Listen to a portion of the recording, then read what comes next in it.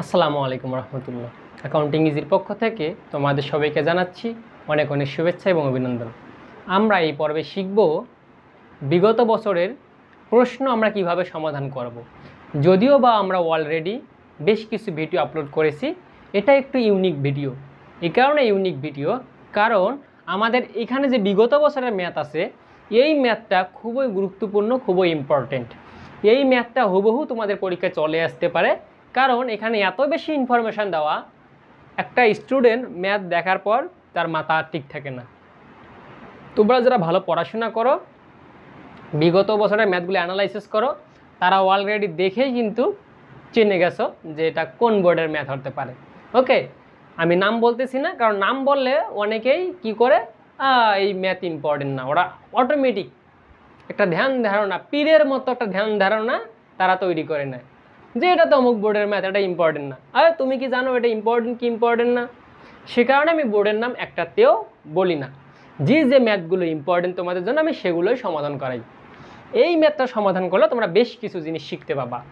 চলো আমরা একটু ম্যাথটা দেখি কি কি করতে বলছে। প্রথমে বলেছে লাভ লোকসান আবন্টন হিসাব প্রস্তুত করো। লাভ লোকসান আবন্টন হিসাব করতে হবে। বিসি এর চলতি হিসাব প্রস্তুত করো। চলতি হিসাব প্রস্তুত করতে বলছে। তাহলে আমরা দেখি, এখানে দেখতে পাচ্ছি তিনজন অংশীদার আছে। তারা 2017 সালে 1 জানুয়ারি তারিখে তাদের মূলধন ছিল 80,000, 60, 50,000 টাকা। 1 জানুয়ারিতে চলতি হিসাবের ব্যালেন্স ছিল এর 5,000 টাকা ক্রেডিট, বি এর 2500 টাকা ডেবিট ব্যালেন্স, সি এর 3700 টাকা ক্রেডিট ব্যালেন্স। সম্ভাব্য লাভের আশায় এ বি প্রতি মাসের শুরুতে 800, 500 টাকা ও সি প্রতি মাসের শেষে 700 টাকা করে নগদ উত্তোলন করে। এছাড়াও এ 5,000 টাকার পণ্য উত্তোলন করে যা লিখা হয়নি।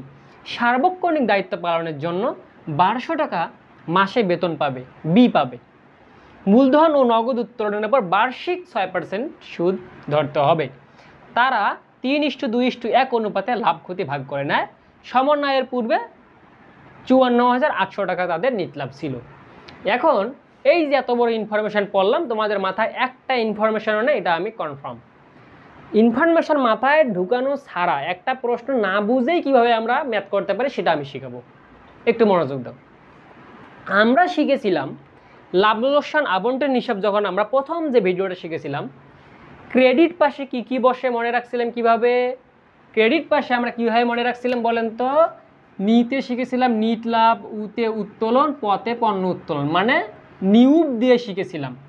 তাহলে লাভ লোকসান আবন্টন হিসাব যদি তোমাকে করতে বলে, তোমার মাথায় একটা জিনিস আসতে হবে, লাভ লোকসান আবন্টন হিসাবের ক্রেডিট পাশে নিউব বসে। এতটুকু যদি মাথায় থাকে তাহলে দেখো, নিতে নিট লাভ বসাবো, নিট লাভ বা নিট ক্ষতি বসাবো। হ্যাঁ, এরপর কি আছে? উতে উত্তোলন বসাবো, উতে কি উত্তোলনের সুদ বসাবো, এবং পথে পণ্য উত্তোলন বসাবো। ওকে, পথে পণ্য উত্তোলন বসাবো। দেখো, এই যে নিট মুনাফা বসাইছি, এরপর কি এই যে উত্তোলনের সুদ বসাইছি, এবং পথে পণ্য উত্তোলন হিসাবে বসাইছি। বুঝতে পেরেছো? এখন আমাদের টার্গেট থাকবে ডেবিট পাশটা বসানো। ডেবিট পাশে কি কি বসে আমরা জানি? মূল ঋণের বেতন কমিশন। তার মানে কি? মূলধনের সুদ, ঋণের সুদ, বেতন, কমিশন বসে। দেখি আমি কি কি লিখছি? মূলধনের সুদ, বেতন, আর কিচ্ছু লিখিনি। তাহলে ভাইয়া এখন তাহলে যে আপনি বললেন ঋণের সুদ, বেতন, কমিশন বসে, এই দুটো যে লিখেননি, কারণ এগুলো প্রশ্নে নাই। এখন আমি তোমাকে শিখাবো যে আমরা কিভাবে এই টেকনিকগুলো থেকে এটা করে ফেলতে পারি। তুমি যে টেকনিকগুলো মাথায় আসে বলে যে সঙ্গে সঙ্গে এখানে ওই অনুযায়ী লিখে ফেলবা, বিষয়টা এমন না। ওটা তুমি উপরে লিখে রাখবা, উপরে লিখে রাখে এবার তুমি ইনফরমেশান অনুযায়ী কাজ করবা। আগে পরে দেখো, এই যে এখানে কি আছে? নিট লাভ দেওয়াই আছে। আমরা জানি একটা অংশীদারি ব্যবসায়ে সারা জীবন নিট লাভ থাকবে। আমরা নিট লাভটা সর্বপ্রথম লিখে নেব। কত? 54,800 লিখে নিলাম। 54,800 কথা বুঝতে হবে, এটা কিন্তু থাকবেই। আর তোমরা সর্বপ্রথম ক্রেডিট পাসটাই আগে করবা, কারণ ক্রেডিট পাসটা করা খুবই সহজ। তাহলে লিখেই ফেলাম 54,800। এখন আমাদের খোঁজা দরকার আর কি ইনফরমেশান আমাদের ক্রেডিট পাশে আসে। আমরা জানি কি নিতে নিট লাভ পেয়েছি, উতে উত্তোলনের সুদ। পরে দেখবো যে কোথায় আমাদের উত্তোলনের সুদের কথা বলছে। যদি বলে থাকে ধরলাম, না বললে তো নাই, তার আমরা বুঝে নিলাম যে নাই। পড়ার পরে আমরা দেখতেছি এই যে লাভের আশায় প্রতি মাসের শুরুতে 800, 500 টাকা করে, সি মাসের শেষে এত টাকা করে নগদ উত্তোলন করেন। তার মানে বোঝা যাচ্ছে থাকতে পারে। তারপর পরের দেখলাম যে এই যে মূলধন ও নগদ উত্তোলনের পর বার্ষিক 6% সুদ ধরতে হবে। যেহেতু 6% সুদ ধরতে হবে নগদ উত্তোলনের উপর, তাহলে আমরা ধরে ফেলবো। এই কারণে আমরা লিখলাম অংশীদারদের চলতি হিসাব উত্তোলনের সুদ লিখে ABC, তিনজন যেহেতু উত্তোলন করছে তিনজনের নাম লিখলাম। 800 টাকা 500 টাকা করছে AB, এটা হলো মাসের শুরুতে। তাহলে 800-কে কী করবা, মাসের শুরুতে যেহেতু আমরা তাহলে এক কাজ করি, 800 ইন্টু 6% করতে বলছে, 6% করে ফেলি। 48 টাকা, 48 টাকাকে আমরা গুণ দেবো 6.5। আমরা জানি শুরুতে হলে 6.5 দ্বারা গুণ করতে হয়। তাহলে এর কত আসলে বলো তো, 312 টাকা। এর 312 টাকা। তাহলে বি এরটা কীভাবে নির্ণয় করব?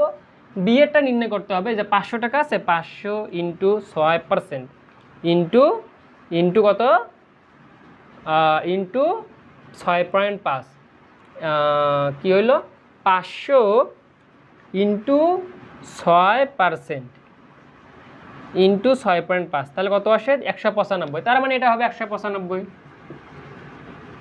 ওকে, এরপর কত আছে, বি সার্বক্ষণিক দায়িত্ব পালনের জন্য এই যে সি মাসের শেষে 700 টাকা করে নগদ উত্তোলন করেন।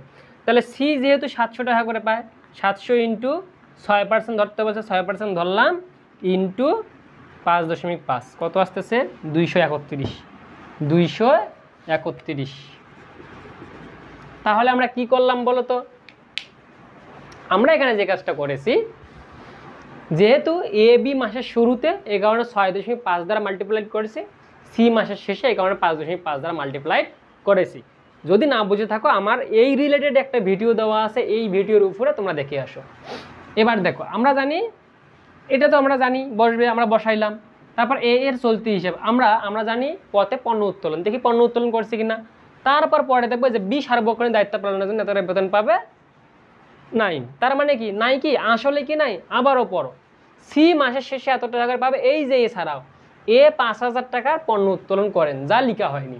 তাহলে পণ্য উত্তোলন কে করে, এ যেহেতু পণ্য উত্তোলন করেছে এই কারণে এর চলতি হিসাব পণ্য উত্তোলন যেহেতু 5000 টাকা, আমরা 5000 টাকা লিখে ফেললাম। তাহলে এটা আমরা ক্যালকুলেশন করে এখানে নিয়ে আসতে পারি। তাহলে আমরা ক্যালকুলেশন করে যদি নিয়ে আসি 312 যোগ 195 যোগ 231, 738, কত আসে 738। এবার আমাদের কাজ দাঁড়াবে পুরাটাই ক্যালকুলেশন করা। তাহলে পুরাটাই কত হয়, 54800 যোগ 738 যোগ 5000। সাধারণত আমরা কি জানি বলো তো, এই পাশটা বেশি হয়, তা আমরা ক্যালকুলেশন করে ফেললাম। ওকে, একদম ক্রস করে দিলাম। এবার এটাতে চলে আসি। আমরা জানি এই দেখে কি বসে, মূল ঋণের বেতন কমিশন। তাহলে আবার পর্ব খুঁজবো যে মূলধনের সুদের কথা বলা আছে কিনা। এই যে মূলধনের সুদের উপর সুদ পাবে 6%, মূলধনের উপর, তাহলে 6% সুদ কাটি। মূলধন আছে কত, এটা যেহেতু 6%, তাহলে 6% করে কাটে নেই। 80,000 টাকার উপর 6% কত হবে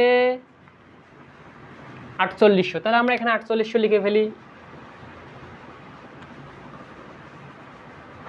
60,000 টাকার উপর কত হবে বলতো, 3600। আর 50,000 টাকার ওপর 3000।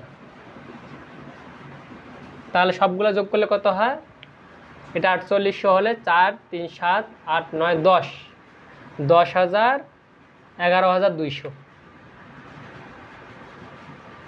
কত হয় 11,200 কি 10,000 যোগ 600 যোগ 800, 11,400 আসে। ওকে, ক্যালকুলেটারে সবসময় করবা, কারণ মাথা ইনস্ট্যান্ট কাজ নাও করতে পারে। আমরা লিখে ফেললাম বি এর বেতন হিসাব।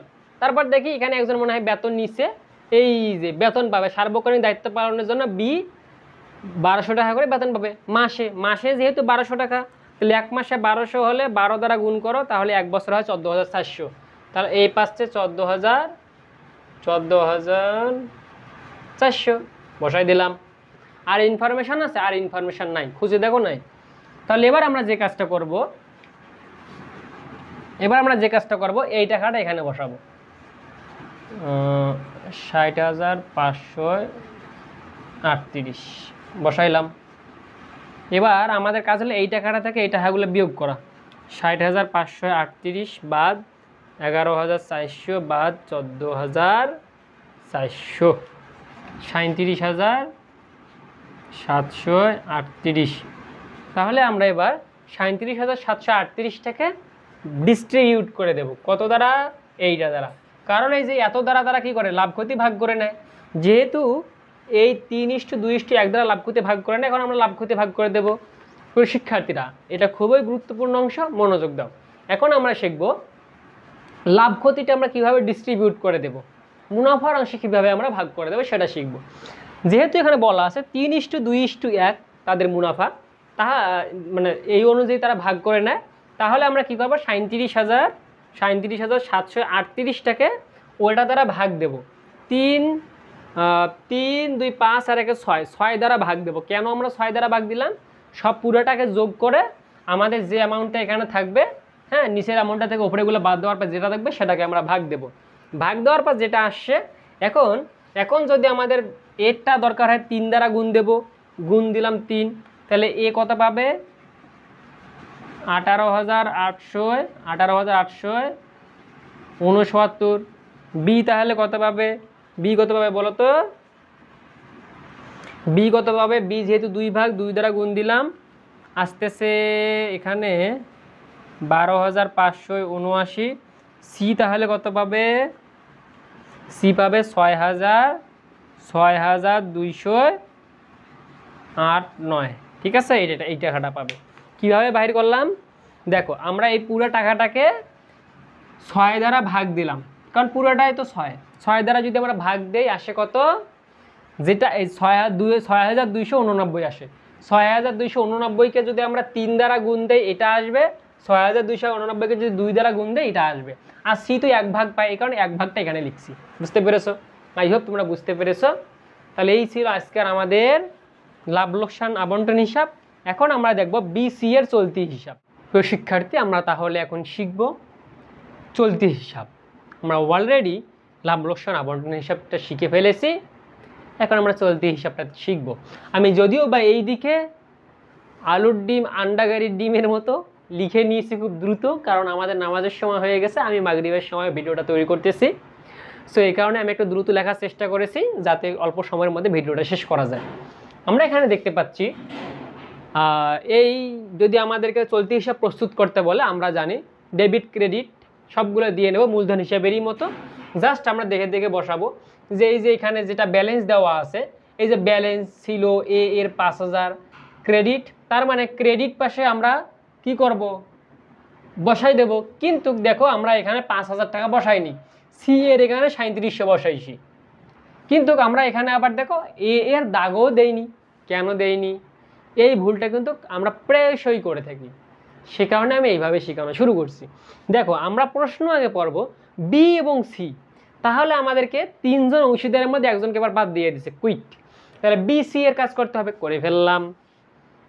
তাহলে এই যে 5,000 টাকা যে এর ক্রেডিট উদ্বৃত্ত ছিল, ওর তো নামেই নাই, তাহলে বসাবো কি? ও বাদ। বি কত ছিল? ক্রেডিটে 2500। কি হইলো? বি এর গেল কই বলেন তো? বি এর 2500 ডেবিটে, এই যে ব্যালেন্স বিডি 2500, তাই বলি যে আমি আবার ভুল করলাম নাকি। তাহলে দেখো সি এর 3700 ক্রেডিটে, এই যে ক্রেডিট পাশে সি এর ঘরে 3700 বসাইলাম, ব্যালেন্স লিখে সবগুলো লিখলাম। ওকে, সম্ভাব্য লাভের আশায় এত প্রতি মাসের শুরুতে, এগুলো তো আমরা জানি, এগুলো আমরা এতক্ষণ থেকে দেখেই আসলাম সার্বক্ষণিক, আর এখানে কোনো কথা নাই, আমরা জানি। এবার আমাদের কাজ লাভ লোকসান আবন্টন হিসেবে ডেবিটে সেগুলো যেগুলো ছিল সেগুলো ক্রেডিটে, যেগুলো ক্রেডিটে ছিল সেগুলো ডেবিটে, আমরা ওই অনুযায়ী বসাই দিলাম। বসাই দেওয়ার পর আমাদেরকে এখন আমরা কি করব, মুনাফার অংশ লিখব। মুনাফার অংশ তো আমরা আগে পাবো না, এবার এগুলো কি করব বলো তো? ওই যে ক্রেডিট পাশে যে আমরা মুনাফাটা বাহির করেছিলাম সেই মুনাফাটা লিখে ফেললাম। লিখে ফেলার পর এগুলো ক্যালকুলেশন করে এখানে নামালাম, ওই টাকাটাই হুবহু আবার এখানে লিখব।